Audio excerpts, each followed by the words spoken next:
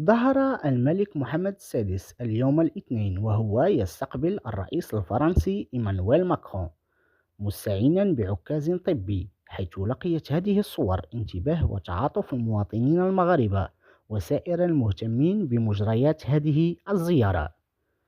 وحول أسباب ظهور الملك محمد السادس مستندا إلى عكاز طبي، كشفت تقارير إعلامية أن الملك محمد السادس عانى مؤخرا من أعراض انكماش عضلي على مستوى الظهر من جهة اليمين بسبب ضغط العصب الورقي.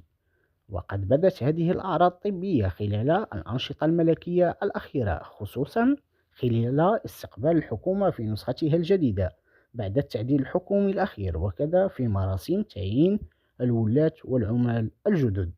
وفي تعليق على هذا الموضوع، أوضح طبيب متخصص في أمراض الجهاز العصبي أن مثل هذه الأعراض الطبية مألوفة كثيرا وتستجيب للعلاج، وهي غالبا ما تكون ناتجة عن ضغط جدر العصب في العمود الفقري. كما طمأن عموم المغاربة حول صحة عاهل البلاد، مؤكدا أن هذه الأعراض تسبب في الغالب ضغوطا تظهر جلية على الوقوف والمشي، لكنها لا تدعو للقلق لكونها تستجيب بسرعة للعلاج والاستشفاء.